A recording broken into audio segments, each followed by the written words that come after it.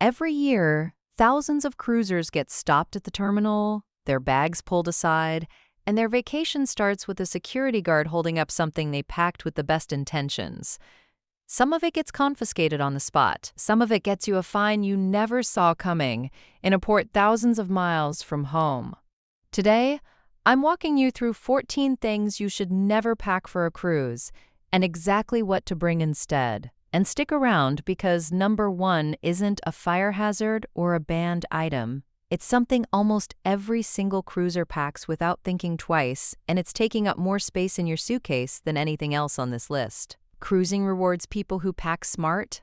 It punishes people who pack like they're going to a hotel. The rules on a ship are different. The space is different. And what flies at a Marriott can get you flagged at embarkation. So before you zip that suitcase shut, let's make sure you're not making one of these 14 mistakes. Let's start with number 14. Number 14, the power strip. This is the single most confiscated item at embarkation. Hands down, cruise lines ban any power strip with a surge protector because surge protectors have internal components that can overheat and, in rare cases, spark a fire in a cabin full of flammable fabric. Security x-rays every bag, and if they see that telltale surge protector shape, it's getting pulled and it's not coming back. It doesn't matter how expensive it was or how carefully you packed it. The rule isn't about intent. It's about the physical components inside the strip, and the x-ray doesn't care why you brought it. What you actually want is a non-surge power strip, or better, a small USB charging hub with multiple ports. You'll get to charge your phone, your watch, and your partner's phone all at once, off a single outlet, and it'll sail right through security because there's no surge protector silhouette for the scanner to flag. Crew members who work embarkation will tell you, this is the single most common piece of luggage triage they do all day. Bag after bag, same shape, same outcome. Worth the $8, don't you think? Number 13, the travel iron. Same story, different appliance. Anything with an open heating element is banned outright, because in a tiny cabin, that's a genuine fire risk. A cabin is a much smaller, much more enclosed space than a hotel room, and the fabrics packed in around it, curtains, bedding, clothing, make a stray heating element far more dangerous than it would be at home. Instead, pack a small bottle of wrinkle-release spray. You missed it, you tug the fabric taut, and in 10 minutes, your shirt looks pressed. It weighs nothing, it takes 0 suitcase space, and it will never get pulled from your bag because there's nothing in a bottle of fabric spray for an X-ray to flag. Most cabins also have irons available at guest services if you truly need one. Ask before you pack your own, since many ships will lend one out or have a designated pressing station down the hall, which solves the problem without you having to carry the risk yourself. Number 12, full-sized bottles of every toiletry you own. Look, I get it. You don't want to run out of shampoo, but cruise cabins have almost no counter space, and full-size bottles just eat it up fast. Most cabin bathrooms give you a few inches of ledge and a small shower shelf. And that's it. Bring travel-sized containers, or better yet, check what your cabin already provides. Most mainstream lines now stock shampoo, conditioner, and body wash dispensers right in the shower, refilled throughout the cruise, so you're paying to carry weight you don't actually need. Save the space for something you'll actually use, like the extra layer or shoes you'll be glad you brought on day 4. Number 11, a case of bottled water. People haul entire cases through the terminal, and I understand the instinct. Cruise lines charge a lot for drink packages, and free water sounds appealing. But most lines cap you at one 12-pack per stateroom, and it's bulky, heavy, and honestly unnecessary, especially once you factor in that you still have to carry it from your car through the terminal and up to your cabin before you even start your trip. Bring an insulated, collapsible water bottle instead. Every ship has free water stations near the buffet and pool deck, and you can refill throughout the day for the entire cruise. You save the suitcase space, you're not lugging plastic through an airport first, and you're not the person wheeling a cart of water bottles through a crowded terminal line. Number 10, camouflage clothing. This one surprises people every single time. In several Caribbean nations, Barbados, Jamaica, Grenada, Trinidad, and Tobago among them, wearing camouflage patterns, even a hat or a bag, is illegal for civilians. It's tied to military and police reservation of that pattern, and local authorities do enforce it, sometimes confiscating the item on the spot and occasionally issuing a fine, even for tourists who clearly didn't know the law existed. So that camo baseball cap you love? Leave it home. Pack lightweight, breathable resort wear instead. Light colors, UV protection, quick-dry fabric that handles humidity and sudden rain better than heavier cotton pieces. You'll be cooler, you'll pack lighter, and you won't risk a conversation with a local officer on your one day in port. Number 9, candles of any kind, even the flameless-looking wax ones. Real candles are an obvious fire hazard, and they're banned across virtually every cruise line, no exceptions, regardless of scent or size. But even battery-operated candles sometimes get flagged because security can't always tell from the X-ray whether it's truly flameless. The shape and density can look enough like the real thing that it gets pulled for a manual check, which just slows you down at the exact moment you want to be walking onto the ship. Skip it entirely. If you want ambience, pack a small LED tea light, the kind with a plastic shell, which reads clearly on scanners and never causes a second look, and still gives you that soft glow for the cabin at night. Now, before we get to number 8, I want to take a quick detour, because this next one connects to something a lot of cruisers don't think about until it's too late, and that's how much of your personal information is floating around online while you're busy packing for vacation. That's where today's sponsor comes in.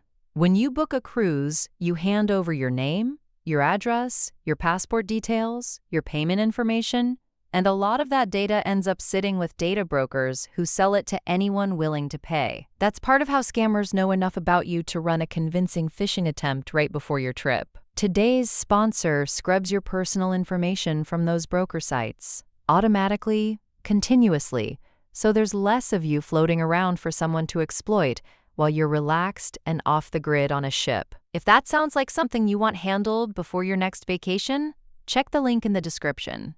All right, back to the list, because I've still got one more packing mistake after this that I think is going to surprise you. Number 8, full-sized beach towels.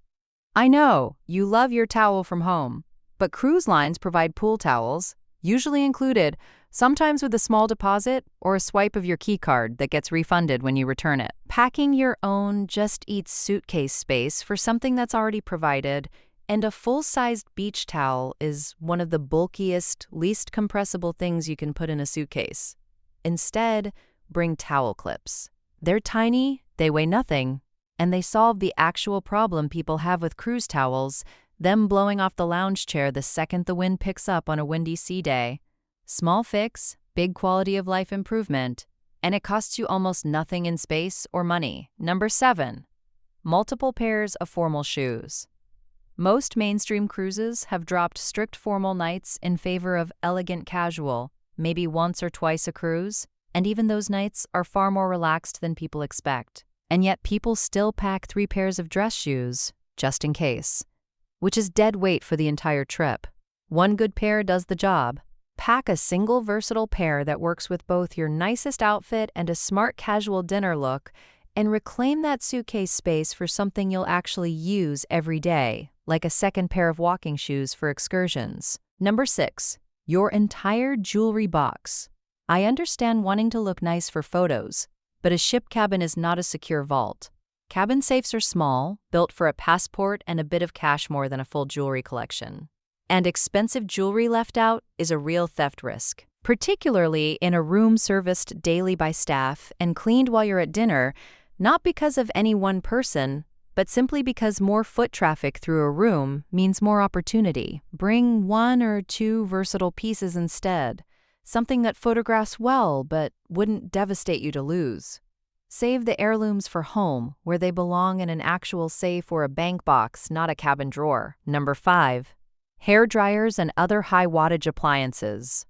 Almost every stateroom already has one built into the vanity or bathroom wall, usually tucked in a drawer or mounted on the wall. Packing your own just adds bulk and, depending on the wattage, can trip the cabin's limited electrical circuit, which is shared and not built for hotel-grade power draw. If you're picky about hair tools, a small flat iron or curling wand under the wattage limit is usually fine. Check your line's policy before you pack it. But leave the dryer at home. It's already there waiting for you. And it's one less thing taking up a third of your toiletry bag. Number 4, your entire pharmacy.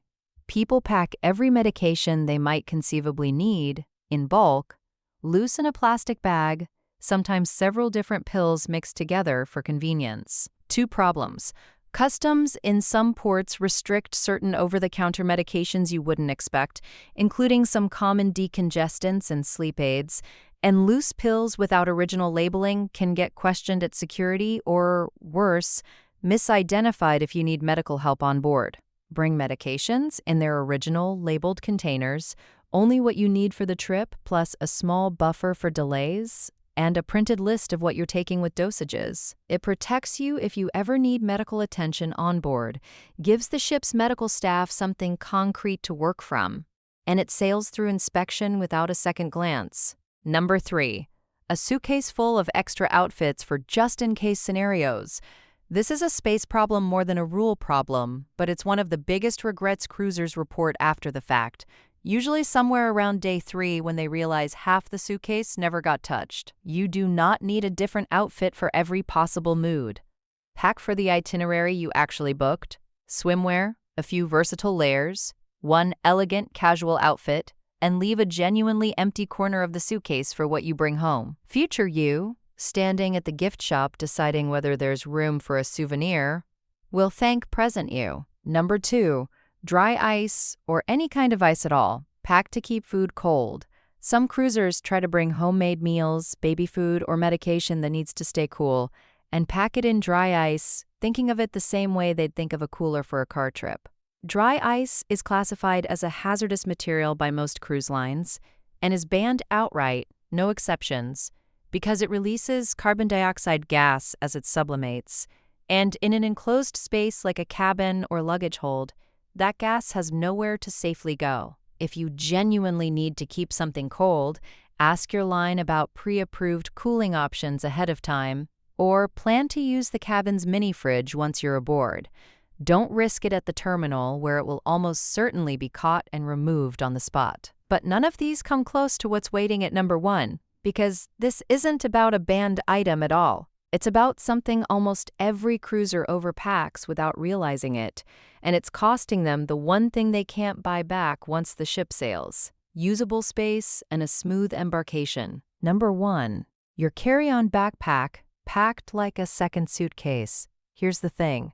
Most cruisers pack a full change of clothes, shoes, and toiletries into a carry-on just in case the checked luggage doesn't arrive at the cabin right away. And on one level, that instinct makes sense.